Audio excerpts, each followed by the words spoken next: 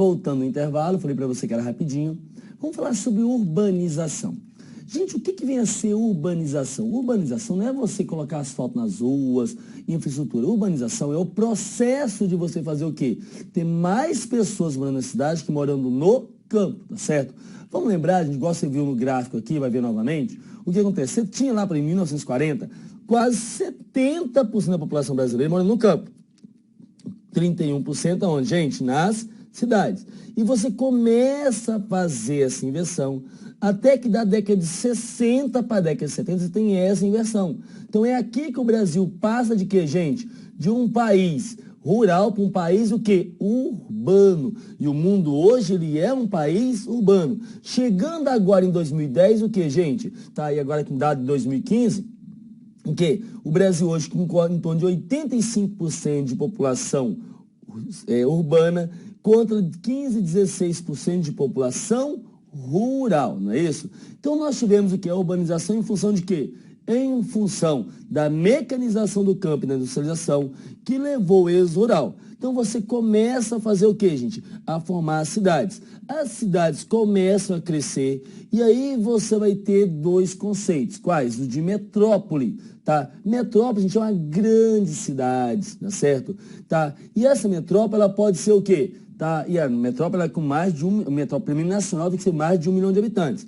E essa metrópole, ela vai fazer o quê? Ela pode ser dividida em metrópole global e metrópole o quê? Nacional. Uma metrópole global é aquela que tem o quê, gente? Importância no mundo inteiro. No caso do Brasil, nós temos São Paulo e Rio de Janeiro, considerado pela maior parte dos autores como sendo metrópoles globais, não é isso? Já a metrópole nacional é aquela que influencia, exemplo, em grande influência onde, gente? Econômica onde? No país inteiro. No caso do Brasil, São Paulo e Rio, tá certo? E nós temos outras chamadas metrópoles regionais, que são aquelas que exerce influência que, gente, na sua região em volta. Então, nós temos aqui as principais metrópoles brasileiras, tá certo? Porto Alegre, Florianópolis, Curitiba, São Paulo, Rio de Janeiro, Belo Horizonte, Vitória, Salvador, tá certo? Aracaju, Maceió, Recife, Fortaleza, São Luís, no Maranhão, Belém, no Pará, Manaus, tá? Goiânia, Brasília. E observe que a grande maioria está no litoral. Por quê? Porque a nossa colonização ela foi voltada para onde? Para o litoral, né? Só porque a galera gosta de praia, não é isso? Então você vai ter o quê? Vai ter essa metrópole aí, não é isso? Mas nessa metrópole fazendo o quê? Você vai construir, como o desenvolvimento brasileiro, a formação das nossas cidades não foi uma questão planejada, ela foi o quê, gente? Foi crescendo em torno da indústria, em torno da fábrica. Você vai fazer o quê? Você vai criar as favelas, que é um grande problema urbano, não é isso? Tá, e o que é favela? Tá, você vai ter N conceitos de favela, tá certo? Vai lembrar que por que surgiram? Olha só, gente, por uma insuficiência histórica de investimento do Estado e do mercado formal, principalmente imobiliário, financeiro e de serviço, tá certo? Agora, qual é o principal conceito de favela? Tá? É aquela área que sofre uma forte estigmatização socioespacial, especialmente inferida por moradores de outras áreas da cidade. Ou seja, quem mora em favela sabe que mora em favela. Por quê? Porque as outras pessoas falam que ele mora em favela, tá certo? Na favela, você tem um elevado nível de subemprego ou desemprego, tá certo? Tem edificações predominantemente caracterizadas pela autoconstrução, as próprias se constroem e não se orientam pelos parâmetros definidos pelo Estado, tá? Você não tem os órgãos fiscalizador e na favela, tá? Vai ter uma apropriação social do território com uso predominantemente para fins de moradia. Na favela você não encontra o que, gente? Áreas comerciais como você encontra na cidade organizada, tá? Indicadores educacionais, econômicos e ambientais abaixo da média do conjunto da cidade. É lógico que mora em favela que não tem o quê? De uma escolaridade maior, que não tem um emprego mais qualificado. Ocupação de sítios urbanos marcado por um alto grau de vulnerabilidade ambiental. Normalmente estão o quê? Nas encostas do morro, área que ninguém quis ocupar. E o que, gente? Um grau de soberania por parte do Estado inferior à média do conjunto da cidade. Ninguém vai interferir na favela. e uma alta densidade de habitação em território, quer dizer, as casinhas tudo colado uma na outra, aproveitando, são casas germinadas, aproveitando a parede e meia. Como eu costumo dizer, você dentro de casa não pode gemer nem de dor nem de prazer, porque o vizinho está ouvindo, na verdade. Você tem uma alta taxa de densidade demográfica, ou seja, muita gente em que, gente? É muita gente, tá, em pouco espaço. E relações de vizinhança marcada por intensa sociabilidade. Ou seja, é aquela forte valorização do espaço comum. Todo mundo está junto, todo mundo. Já no apertamento, que é apartamento, é de apartar mesmo. Tá o quê, gente? Está separado. Quem é que mora na favela? Alta concentração de negros. O que são negros? Pardos e pretos, já falamos sobre isso. E descendentes de indígenas, de acordo com a região brasileira, região norte, muito indígena. Um grau de vitimização das pessoas, sobretudo a letal, acima da média da cidade.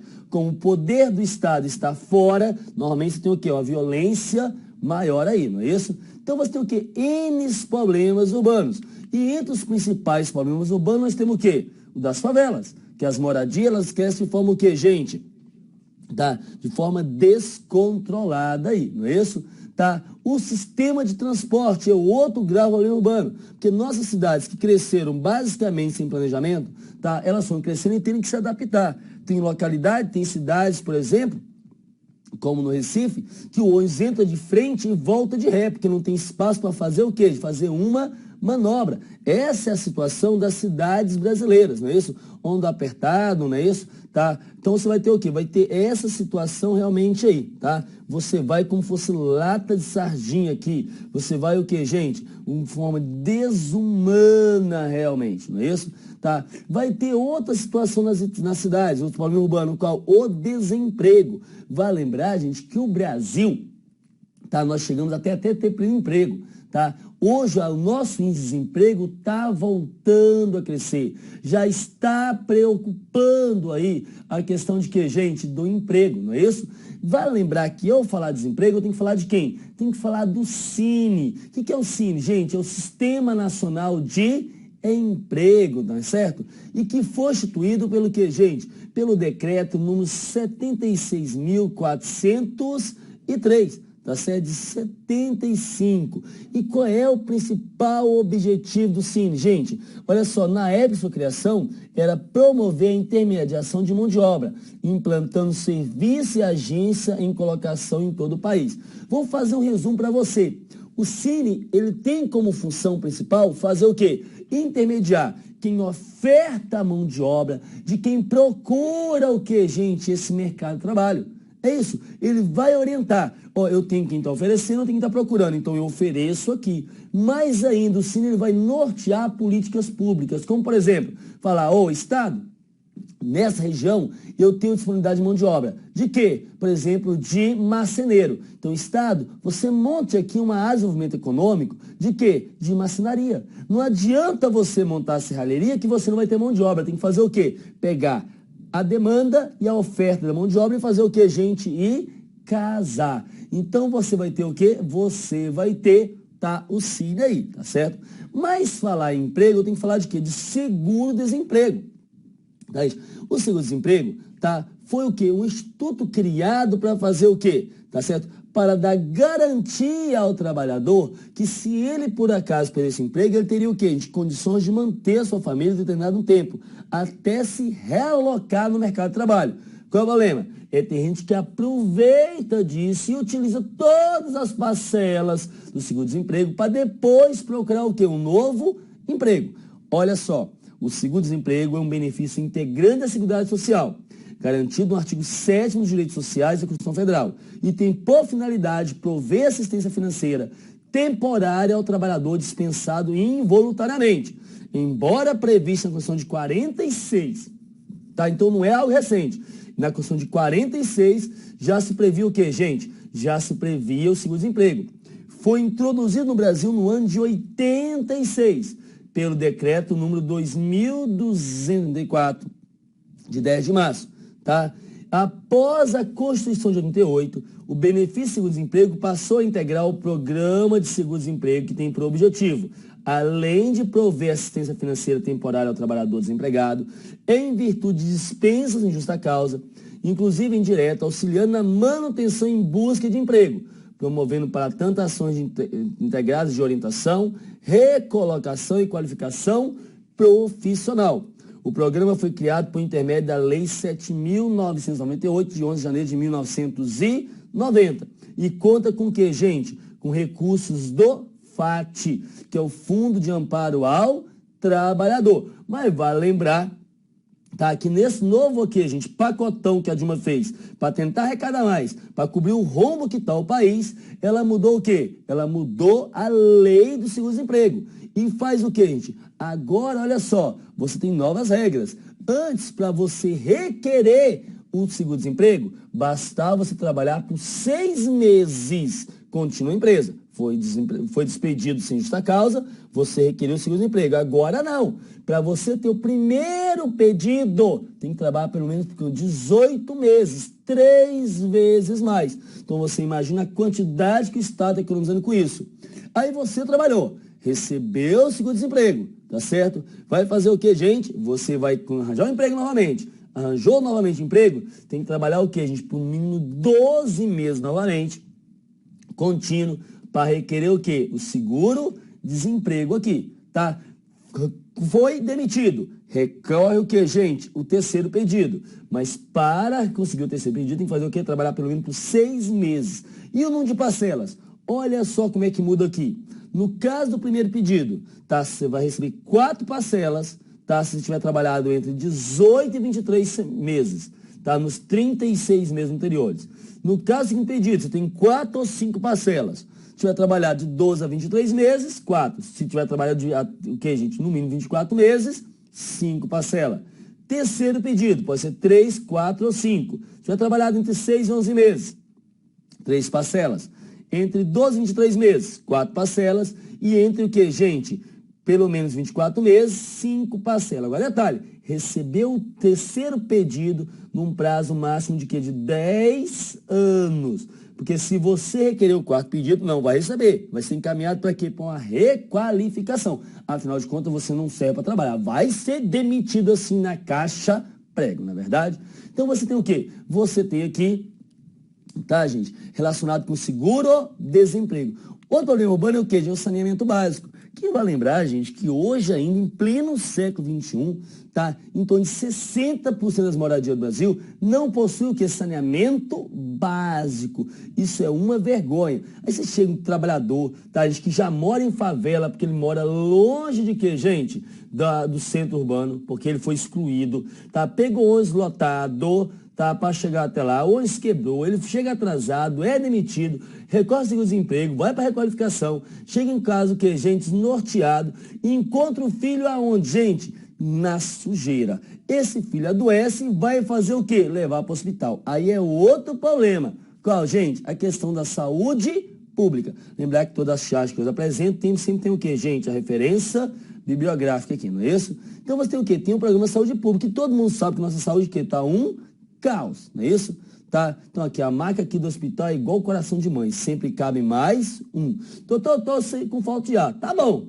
O hospital está com falta de leito, falta de médico, falta de medicamento, falta de verbo, falta de tudo. Gente, vai lembrar que o Estado brasileiro, tá, praticamente você não tem o quê? Assistência à saúde digna. Por isso que foi feito o quê? O Estado brasileiro fez um levantamento e nos 5.570 municípios, mais de 4.200 não tinha sequer um médico. O que o Estado falou? Caramba, como é que eu resolvo isso? Foi aqui que veio o quê? O programa Mais Médicos. O programa Mais Médicos. E o que é o programa Mais Médicos? Gente, é um programa que visa fazer o quê? Levar médico para atuar onde, gente? No interior, tá certo? Do país, ou nas periferias das grandes cidades. Mas vai lembrar que o Mais Médicos não é só levar médicos, tá certo? Quais são os principais objetivos do programa? Vamos lá, gente. Olha aqui. Começando, fazer o quê? Melhorar atendimento ao usuário do SUS, o Sistema Único de Saúde. Vamos lembrar que a Constituição de 88 criou o SUS. Tá? Que antigamente você tinha o tal do INAMPS, Instituto Nacional da Previdência Social, e só tinha acesso quem era o quê, gente? Quem estava formalmente no mercado de trabalho ou contribuía. Tá? Só se fosse em caso de emergência.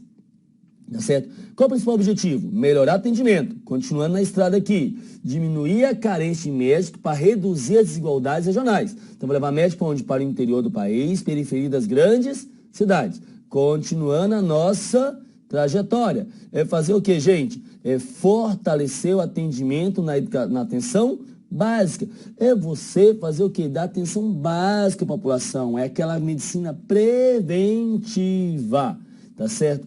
Aperfeiçoar os médicos na saúde pública e funcionamento do SUS. Ou seja, você vai fazer uma melhor qualificação. É uma que, gente? É uma medicina de maior atenção. Quantas vezes você se sentiu melhor atendido no Google do que o que, gente? Com o médico? Pô, cara, você enfrenta uma fila desgramada.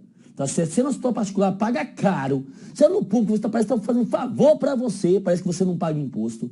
E o médico chega, mal olha na sua cara. Tá? Ele para, olha para você e fala bem assim, ó, virose. E prescreve o quê, gente? Remédio aqui. É isso. Tudo é virose. Tá? E aí você tem o quê? Vai te prescrever medicamento. Tá? Sua infecção vai te prescrever o quê, gente? Um antibiótico. Tá certo? E você só pode comprar antibiótico se tiver o quê? Receita. Você lembra disso. E tem que utilizar o quê? A cartela toda, tomar conforme foi receitado. Afinal de contas, nós temos aí a superbactéria chamada KPC, não é verdade? O que acontece nessa brincadeira? Tá, gente? O que acontece? Se hoje você vai no Google e digita bem assim, os sintomas que você está sentindo, tá, o Google já fala o que você tem. E já te dá o quê? O tratamento e qual o remédio. Se você pudesse comprar antibiótico, é mais eficiente que o médico. É isso que o Mais Médico quer mudar também. Porque ele também tem como função fazer o quê? Mudar esse atendimento, deixar um atendimento mais humano, mudando o próprio currículo da onde? Da faculdade, tá certo? Mudando o próprio currículo da faculdade. Tem mais ainda lá, ó, aprimorar a formação e proporcionar maior experiência, o quê? Aos médicos.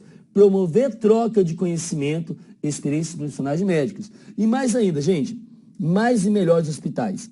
Mais médico perto da população, reordenação da oferta dos cursos de medicina, mais vaga nos cursos de graduação em medicina. Isso mesmo, eles querem aumentar em até mais de 17 mil vagas até o ano 2017. E se eu aumento o número de vagas de medicinas, tem mais oferta de médico. Tem mais oferta de médico, o valor faz o quê? A gente cai, é a lei da oferta e da procura. Mais vaga nas residências, em especialidades, primordialmente pediatria, psiquiatria, neurologia, radiologia e neuroradiografia.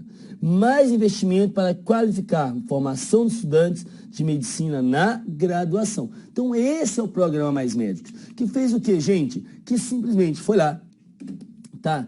Pegou os municípios brasileiros, tá certo? Verificou os que precisavam de médico e falou, ô médicos brasileiros, nós vamos oferecer para vocês, tá, uma bolsa de quanto? Tá? De 10 mil reais. Você, médico brasileiro, faz o quê? Escolhe para onde você quer ir, tá certo? E você recebe a bolsa, mais auxílio moradia, auxílio transporte, auxílio alimentação, auxílio isso, auxílio aquilo, outro, auxílio escambau 4, tá certo? Gente, e lança esse programa. Na primeira etapa, quem poderia concorrer? Somente, unicamente, exclusivamente, só quem? Médicos brasileiros. Quantos por cento das vagas foram ocupadas, gente? Algo em torno de 6%. Ah, caramba, aí não dá. Como é que o Estado vai fazer? Não atendeu o quê? A minha demanda. Então o Estado ele faz o quê? Ele abre a segunda alternativa. Qual é a segunda alternativa? Médicos formados no mundo inteiro, atuando no mundo inteiro, que quisessem o Brasil, iriam receber os mesmos valores que os brasileiros, iriam fazer o quê? Para o interior do país. Tá certo? Afinal de contas, o Brasil, o médico brasileiro, ele não quer ir para o interior. Afinal de contas, lá não tem o que, gente? Os benefícios da cidade grande. Não tem uma escola particular para o filho. Não tem o que? O shopping, não tem o salão de beleza, não tem loja de sapato, de bolsa, sapato, bolsa, joias. Tá certo? Não tem nada disso. Nem tampouco tem o que? O hospital particular no interior, que ele vai trabalhar com médico plantonista, tá? E vai fazer o que, gente? E vai ganhar de 60, 80, 120 mil reais por mês. Então ele não quer largar isso, tá? E ele faz o quê? Ele briga ainda que o Brasil está fazendo o quê? Tentando trazer médicos de fora, tá certo? Mas nessa segunda etapa, quantos por cento dos médicos das vagas são ocupados? Em torno de 4%. Em torno de 4%. Quer dizer, não dá 10% aqui, gente. Quem mais manda médico na segunda etapa é quem? A Espanha e depois Cuba. tá? É isso aqui. Aí o Brasil falou assim, caramba, e agora? Já que eu não consegui, vou para a terceira etapa. E na terceira etapa, o Brasil vai pedir ajuda para quem? Tá certo, gente? Para quem que o Brasil vai pedir ajuda? Para Cuba, não. Para quem, gente? Para a Organização Pan-Americana da Saúde. Isso, Organização Pan-Americana da Saúde. Que vai fazer o quê? Tá certo, gente? Vai fazer o quê? Vai contactar Cuba, porque Cuba é o país que tem mais médicos em relação ao quê, gente? Proporcional à população, tá certo? É o país que tem mais médicos proporcional à própria população. E aí sim, a Organização Pan-Americana vai fazer o quê? A gente vai mandar médicos cubanos para o Brasil. Mas quando fala em trazer médicos de fora para cá, o que os médicos brasileiros falam? Tá? O CRM fala, não, para trazer médico para o Brasil, quem vem de fora tem que fazer o quê? Um exame chamado revalida. O que é o revalida, gente? É a convalidação do diploma. Ou seja, quem vem de fora tem que fazer o quê? Tem que fazer uma prova para mostrar que ele é o quê, gente? Que ele, dá certo? Que ele realmente está qualificado para atuar no Brasil. Qual é o problema? É que essa prova revalida é feita para reprovar. Olha os dados aqui. Em 2011, tá, de 637 fez revalida, apenas 14% foram aprovados. Tá certo? Em 2010, de 628, menos de 1% foi aprovado. Tá certo? Em 2012, tá, de 637 de novo, apenas 12,5 foram aprovados. Tá certo? Aí fizeram o quê? Não, aprovou muito. Aí fizeram o quê? Um teste mais lasqueiro em 2013. E de 1.595, apenas 6,8 foram o quê, gente? Foram aprovados. Ué, professor, por que isso? Porque é um teste feito para reprovar. E reprovar por quê? Para você garantir a reserva de mercado. Porque assim, médico continua sendo o quê? Sendo Deus. Tá certo? É isso. Tá? E os cursos de medicina no Brasil continuam sendo viáveis. Você cobrando 5 mil, 6 mil, 7 mil de mensalidade. Porque se você tivesse revalida fácil, ninguém ia fazer medicina no Brasil. Ia fazer na Colômbia, na Bolívia, na Argentina, no Escambau 4. Pagando lá mixaria, voltando para o Brasil, fazendo revalida se fosse facinho, passando, mas também não ia para o interior. Ia ficar onde? Na capital. Então, na verdade, uma reserva de mercado. E o CRM falou, não, mas para atuar pelo Mais Médicos, tem que fazer o quê? O revalida. E aí a lei que instituiu Mais Médicos, a Dilma fez o quê? Tirou do Conselho de Medicina, tá, gente, o direito de expedir o quê? O registro, tá, gente, provisório, e passou para quem? Para o Ministério da Saúde. Falou mais, vocês não estão falando que o médico de fora só tem qualificação, só é qualificado se ele passar no revalida? Vamos fazer o revalida para médico brasileiro também? Ih, lascou. Porque se manter a mesmo nível, não passa ninguém também. Lascou, tá certo? Então é nesse pé que está agora, no caso aqui, beleza? Professor, mas como é que funciona a questão dos médicos cubanos? É simples, gente. Médico cubano é um servidor terceirizado no Brasil. Essa é a grande verdade, tá certo? O Brasil paga para OPAS, tá certo? Ó, atualmente, paga o valor, tá em torno de R$ 10.400, mais ou menos. Tá certo? O Brasil paga para a OPAS, que é a Organização Pan-Americana para a Saúde, ela fica com 5% do valor do contrato, tá certo? Vamos supor, por exemplo, aqui, tá? Dos contratos, tá, gente? De 2014 foi assim, ó, 511 milhões pago pelo Ministério da Saúde a OPAS para cobrir os gastos entre setembro e fevereiro, não é isso?